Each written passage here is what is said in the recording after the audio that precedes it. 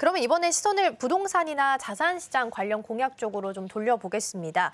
법인세, 종부세, 자산세 이런 세제 개편 또한 이제 건설주나 금융주, 리츠에 관련해서도 영향을 좀 미치게 될 텐데 어떤 부분들을 좀 챙겨보면 좋을까요? 네, 아무래도 이 실제로 하고자 했던 것과 결과가 나타나는 거는 좀 다릅니다. 지지난 정부 때 우리가 좀 느꼈었죠. 지지난 정부가 부동산 시장의 양극화를 해소하고 사실 부동산 가격을 좀 억제하기 위해서 얼마나 노력을 했습니까? 네. 그래서 총 한 28번 정도 규제가 나왔던 걸로 아는데 그럼에도 불구하고 이런저런 다른 여건들이 같이 합쳐지면서 부동산 가격이 크게 오른 것처럼 의도와 결과는 다를 수 있다는 게 일단 첫 번째 우리가 좀 기억해야 될 거고요. 그런데 이 상황에서 지금 양 후보의 어떤 부동산 정책을 제가 들여다보니까 역시 이 부분은 이 양 정당이 장기적으로 주장해왔던 바와 이제 크게 다르지 않다.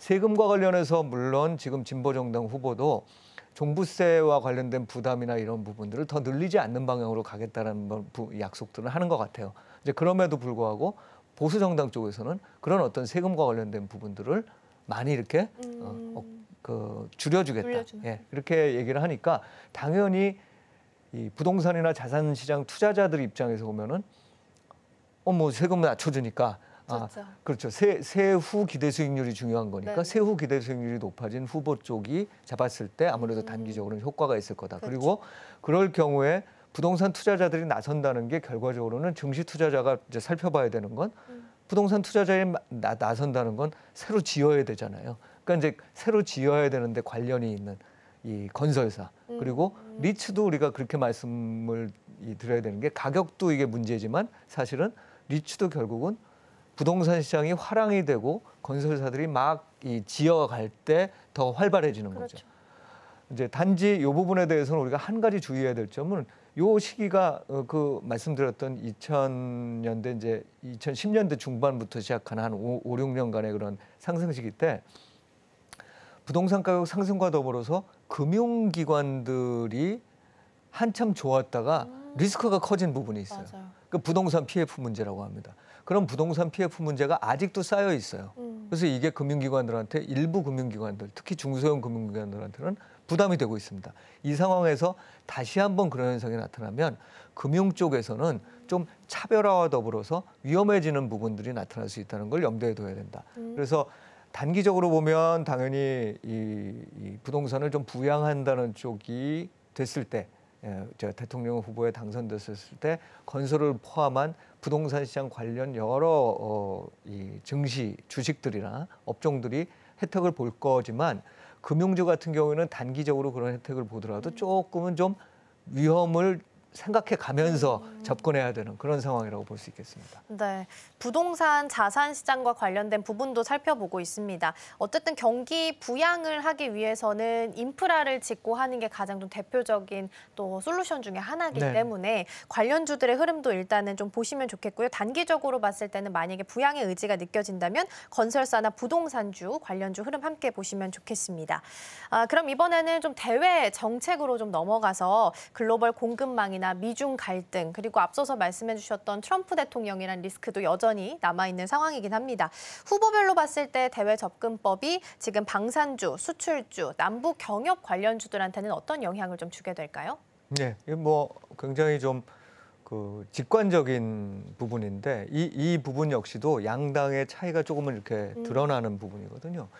아시다시피 지금 진보 정당 후보는 이번 이 직전 정부에서 했었던 한미일 동맹을 계속 유지하는 상황에서 이 중국과 러시아와도 관계를 좀 개선하고 그다음에 대북 관계에 있어서도 관계를 좀 더 개선하겠다는 입장이잖아요. 당연히 이렇게 될 경우에는 수출이 중국과의 관계에서 조금 이제 나아질 수 있다는 부분이 하나 있을 거고요. 그다음에 대북 경협주 같은 경우에는 당연히 진보 정당 후보가 저기를 했을 때, 그러니까 집권을 했을 때 수혜를 받을 수 있겠죠.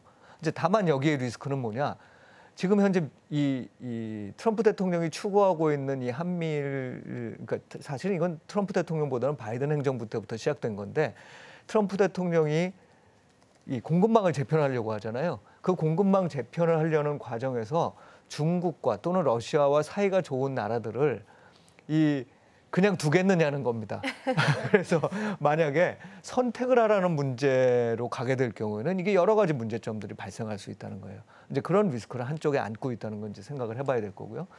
반면에 이제 보수 정당 쪽 굉장히 아주 극명하게 그 북한에 대해서는 여전히 상당히 네. 좀 강경한 입장이고 중국과 러시아는 잘 지내면 좋지만 그럼에도 불구하고 나의 중심은 한미일 공동 이 협력 체제에 있다. 여기에 맞춰져 있습니다. 그래서 여기에서는 우리가 뭘 좀 기대해 볼 수 있냐면 그 체제 내에서 우리가 확고한 위치를 갖는 거죠. 그래서 공급망 내에서 우리의 기업들이 그걸 나서서 할 수 있는 중심 위치로 자리를 잡는다면 당연히 그 형성될 공급망 체계 내에서 돈을 벌 수 있는 상황일 겁니다. 단지 그게 너무 이제 강조될 경우에는 중국과의 관계라든지 러시아의 관계가 다시 한번 이제 좀 안 좋아질 수 있는 상황들이 전개될 수도 있겠죠. 그래서 외교라는 건 사실 한쪽 방향만 있는 건 아닙니다. 그렇기 때문에 상황을 봐가면서 양쪽이 다 이렇게 조정해 나갈 거예요. 근데 적어도 지금 공약만으로 볼 때 그리고 양 정당의 기본적인 취지를 볼 때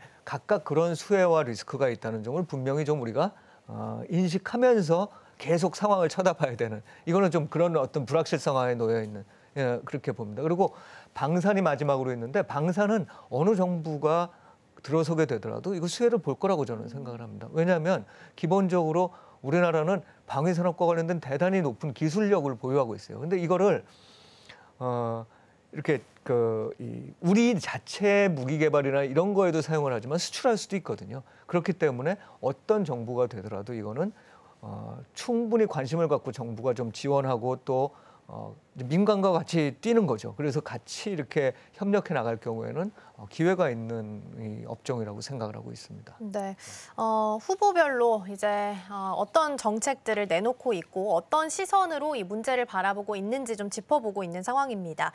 시간 관계상 이제 마지막 질문 좀 될 것 같은데 조기 대선을 하루 앞둔 상황이에요. 그래서 오늘 하고 내일 이제 회장을 하고 저희가 쉬었다가 수요일 날 문을 열게 되면 새로운 정부가 들어선 첫 거래일이 될 겁니다. 그래서 앞으로 봤을 때는 이제 선거 후보별로 어떤 후보가 당선되는지에 따라서 차이점을 좀 살펴봤는데 전반적으로 투자 전략을 좀 세워본다면 가지수를 좀 시나리오를 좀 세워서 본다면 어떤 부분들을 살펴보면 좋을까요? 네, 사실 뭐 시나리오의 핵심은 어느 분이 되는 거냐니까. 네.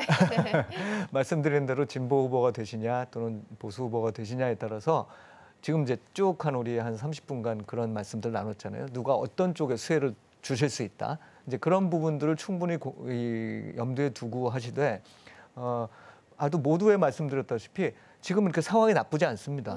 대선이 끝난다는 게 뭐 재료의 소멸 이런 게 아니에요. 왜냐하면 대선 자체가 장기적인 추세에 영향을 미치는 것도 아니지만 그렇다고 해서 이게 뭐 재료로서 소멸될 만한 그런 아주 가벼운 부분도 아니거든요. 결국은 우리가 특히나 이번에 이 공백기를 멈추고 난 다음에 새롭게 리더십이 창출되는 거기 때문에 그 리더십에 대한 기대가 당분간 살아있을 수밖에 없습니다. 게다가 주변 여건도 괜찮잖아요. 그렇죠. 지금 우리나라에 외국인 투자자들도 좀 들어오고 있고 환율에 대해서 강세 압력이 적어도 지금은 좀 내려가도 되는 맞아요. 정도의 환율 수준이니까 그런 압력이 가고 있다는 거죠.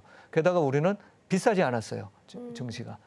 그러다 보니까 지금 상황에서는 대선이 끝났다. 그렇기 때문에 이제는 이제 요거 더 이상 기대는 하지 말아야지. 그러실 필요는 없을 것 같아요. 조금은 더 낙관적인 시각을 갖고 가시되 이제 문제는 하반기 때 이제 본격적으로 정책을 실행해 나가실 거잖아요. 그런데 굉장히 많은 도전이 있습니다. 그중에 대표적인 도전이 성장률 떨어지는 거잖아요. 그렇죠. 이 성장률 떨어지는 게 조금이라도 지금 예상에 비해서 우상향되는 방향으로 갈 수 있을 거다라는 믿음이 생기면 그때는 이제 추세가 다시 형성되는 거겠지만 그렇지 못하면 이게 고점 이후에 다시 떨어지는 거죠. 그래서 제가 보기에 지금은 좋은 상황이고 대선에 너무 일희일비하지 마시면서 대신에 어떤 후보가 되실 거냐에 따라서 수혜주만 좀 바꿔가면서 접근을 하시는 그런 어떤 시나리오를 채택하시되 이게 추세 상승으로 갈 것이냐를 여기서부터 지금 예단할 필요는 없을 것 같다. 그런 시점은 이번에 여름은 좀 지나면서 형성될 것 같다고 봅니다. 그래서 조금은 기민하게 움직이셔야 될 것 같아요. 그러니까 아주 장기적으로 좋은 종목을 나는 뭐 한 4, 5년 갖고 갈 거예요. 이런 분들을 제외하면 네. 조금 기민하게 움직이셔야 될 시기가 이번 여름 중에 한 번쯤 있을 것 같다. 그렇게 생각하고 있습니다. 네, 그래도 상황이 나쁘지 않다라는 긍정적인 말씀을 네네. 주셔서 상당히 희망적이긴 합니다. 재료 소멸의 가능성보다는 오히려 그동안 겪어왔던 불확실성에 대한 해소 측면에서 좀 더 긍정적인 평가를 좀 주신 것 같고요. 일희일비하지 말고 오히려 수혜주들 잘 체크하면서 기민하게 대응해보자라는 말씀 남겨주셨으니까 참고해보시면 좋겠습니다.